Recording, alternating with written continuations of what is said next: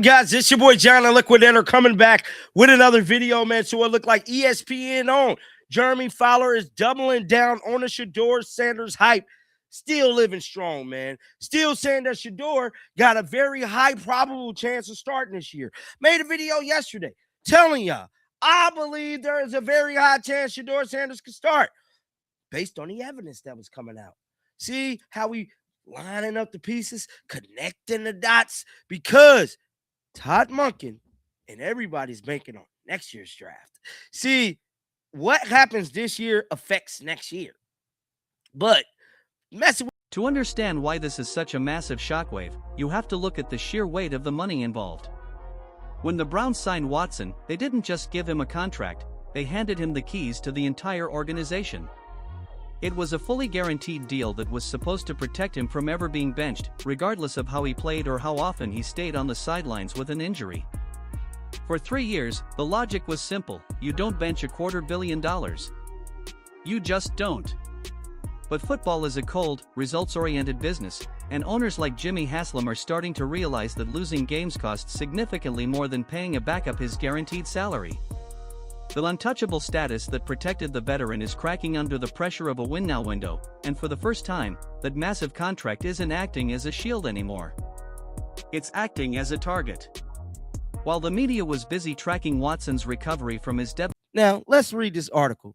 Shedeur Sanders has bridged the gap. NFL Insider believes Shedeur Sanders can win Cleveland Browns starting job. This came out, hold on, how many hours ago? No, 43 minutes ago. 43 minutes ago, this came out. Now, didn't I tell y'all yesterday there is a high chance Shedeur Sanders going to start only on one condition, himself? Now, when everybody jump on this bandwagon, because they're going to jump on it, because y'all need me, the news dropper, to give y'all real news. Devastating Achilles injury, Shedeur Sanders was doing something much more dangerous to the status quo. He was winning over the minds of the people who actually call the plays. Reports from inside the facility suggest that Shedeur has a presence that the coaching staff completely underestimated during the draft process.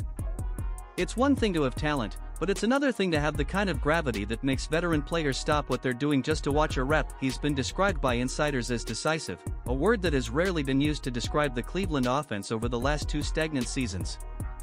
While Watson is struggling to find his old rhythm and the fluidity he once had, Shedeur is playing like a man who already owns the field.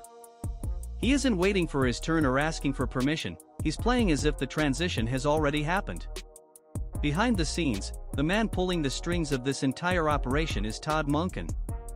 He is an offensive coordinator who has built a reputation on high-level production and a zero-tolerance policy for inefficiency. For a coach like Monken, the name on the back of the jersey or the zeros in the bank account are secondary to the points on the scoreboard. Rumors are circulating that Monken is privately blown away by how quickly Shedeur has mastered the complex nuances of his system. In fact, some sources close to the team suggest the playbook is actually being modified to lean into Shedeur's ability to get the ball out of his hands in under 2 seconds. This creates a massive problem for the veteran starter. If the coordinator finds a better fit for his system, the internal pressure to make a change becomes unbearable, and Monken isn't the type to sacrifice his career just to protect a front office investment that isn't paying off. The physical reality of this battle is perhaps the most controversial part of the whole story. Watson is coming off a series of setbacks that would end most careers, the most recent being a complete tear to his Achilles.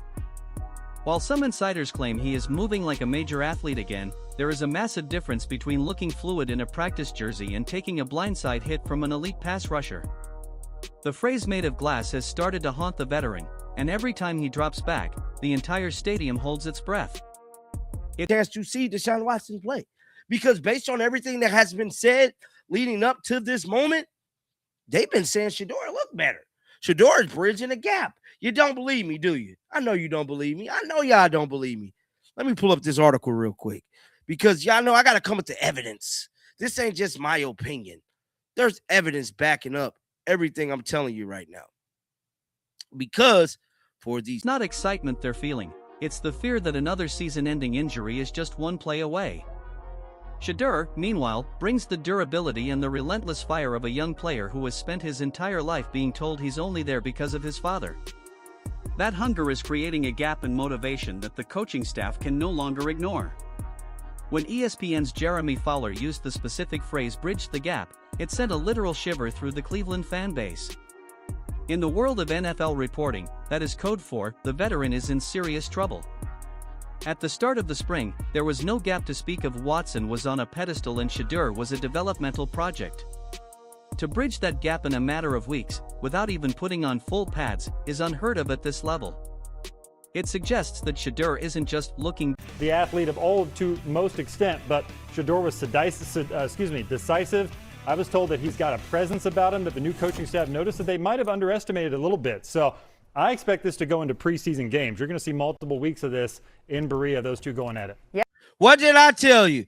What did John the Liquidator tell y'all? This thing was going to roll into the preseason, and we're not going to know who the starter is going to be until when? The first week of the season, man. Y'all got to start listening to me, bro. Like, I don't know. Maybe y'all letting people say different stuff. I be telling y'all the sauce. I've been giving good for a rookie, but that he is already performing at a veteran level of processing. This has led to intense speculation about the upcoming training camp. If the gap is already closed before the contact even begins, what happens when Shedeur starts outperforming Watson in live-fire drills? The trajectory suggests that by the time the first preseason game kicks off, the gap won't just be bridged, it will be a rearview mirror. The court of public opinion is already starting to shift, and the social media war is getting increasingly toxic. The fan base is deeply divided between those who believe Watson deserves one final chance to justify that historic contract and those who are ready to burn it all down and start the Shedeur era today. The skepticism toward Watson has reached an all-time high, with many calling him out for being a shell of his former self and pointing to the constant excuses regarding his health. Meanwhile, the Shedeur hype is building into a fever pitch that the team can't ignore. Every completion in practice is clipped and analyzed by millions, and every positive report from an insider is treated like a confirmation of the inevitable. The environment in Cleveland is becoming a pressure cooker, and history shows that once a fan base decides they want the backup, the starter's days are numbered, regardless of how much he's being paid. We are now entering the most critical phase of the year, often referred to as the Phase 2 of the quarterback competition. The mini-camps are in the books, and the initial shock of Shedeur's performance has settled into a steady drone of expectation. Next comes the true test, the high-intensity environment of training camp where the pads finally come on. This is where the glass reputation of the veteran will be put to the ultimate test. It's one thing to look athletic in a controlled, non-contact environment, but it's another thing entirely to deal with a collapsing pocket and a real defensive line that is hungry for a sack. The coaching staff will be watching every single footplant and every single throw with a magnifying glass. If Shedeur continues to be the more decisive player when the stakes are raised, the team will find it mathematically and competitively impossible to justify keeping him on the sidelines. As we look toward the opening week of the season, the question is no longer whether Shedeur is capable of playing, but how much longer the organization can pretend he isn't the best option. The evidence is mounting, the insiders are shifting their tone, and the gap that once protected the $230 million man has evaporated. Whether it's because of the veteran's inability to stay on the field or the rookie's undeniable, magnetic talent, the landscape in Cleveland has shifted in a way that nobody predicted a year ago. It's a classic story of money versus merit, and in the high-stakes world of the NFL, merit eventually wins because losing is too expensive. We might be just weeks away from a move that would shock the league and change the future of the franchise forever. The eyes of the football world are on Cleveland, and the only person who can stop the Shedeur Sanders takeover is Shedeur himself, and right now, he doesn't look like he has any intention of slowing down. What's even more fascinating is how this battle is forcing the front office to reconsider their entire philosophy. Usually, a rookie is brought in to sit and learn behind a veteran, especially one with the supposed pedigree of a Pro Bowler. But Shedeur isn't your typical rookie. He has been raised in the spotlight, coached by one of the most intense figures in sports history, and has been playing under must-win pressure since high school. This level of psychological preparation is showing up in the way he handles the Cleveland media and the way he commands the huddle. While Watson often looks like a man carrying the weight of a massive, underperforming contract, Shedeur looks like a man who is simply having fun playing a game he's already mastered. That difference in body language is infectious, and it's starting to spread through the entire roster, making the eventual transition feel less like a gamble and more like an upgrade. There is also the Dion factor to consider, which adds a layer of complexity that Cleveland has never dealt with before. Having the Sanders family involved means that every move the Browns make is being scrutinized by a global audience. If Shedeur is clearly the better player in camp but gets benched simply because of Watson's salary, the backlash will be unprecedented.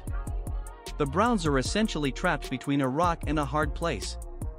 They can either play the expensive veteran and risk another losing season and a frustrated locker room, or they can bench the $250 million man and admit that the trade was one of the biggest mistakes in sports history.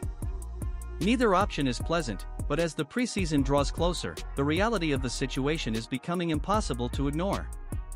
The safe choice is no longer Watson, the safe choice is whoever can actually win a game in the AFC North. If you look closely at the recent practice footage, the technical differences are becoming glaring. Watson's footwork, once his greatest asset, looks heavy and hesitant as he tries to trust his repaired Achilles. He's holding onto the ball a split second too long, waiting for receivers to be NFL open rather than throwing them open. Contrast that with Shedeur, who is ripping the ball into tight windows before the receiver even makes his break. This anticipatory throwing is exactly what Todd Monken's offense requires to be successful. It's the difference between a stalled drive and a touchdown. The coaching staff is seeing this on film every single day.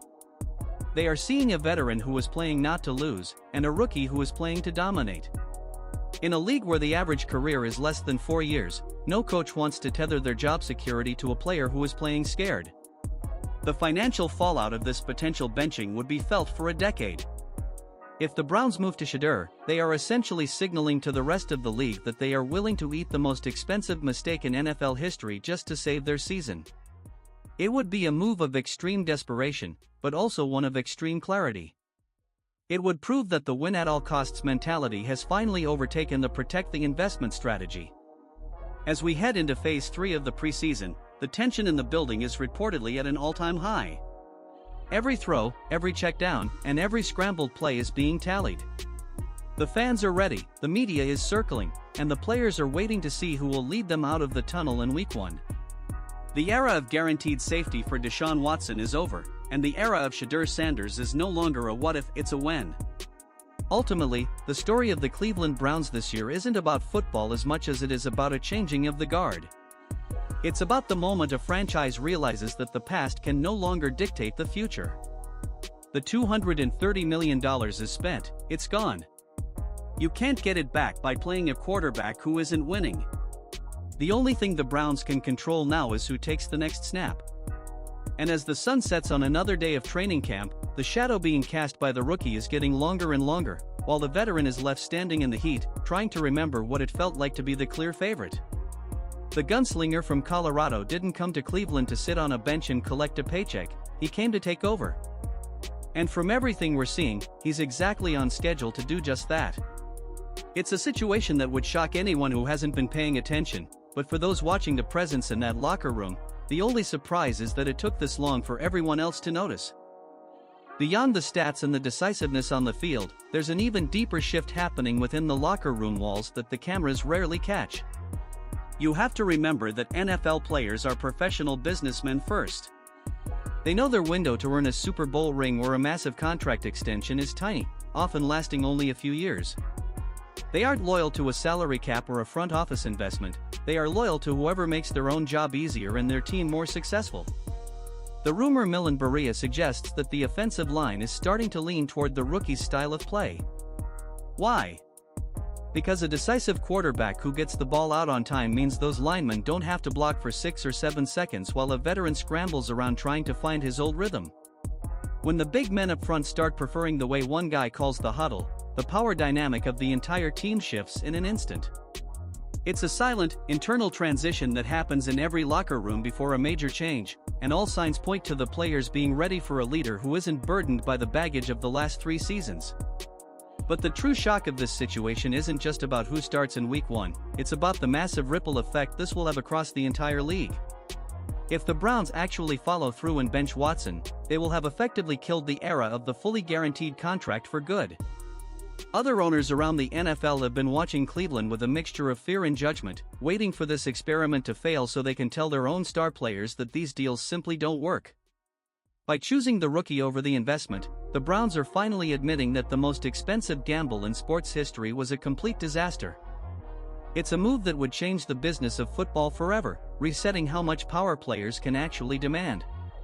So, as we head into the preseason, don't just watch the scoreboard. Watch the body language of the coaching staff and the desperation in the eyes of a veteran who realized too late that even $230 million can't buy job security when a younger, hungrier version of the future is standing right behind you. The countdown has begun, and what happens next might just be the most talked about moment in the history of the sport.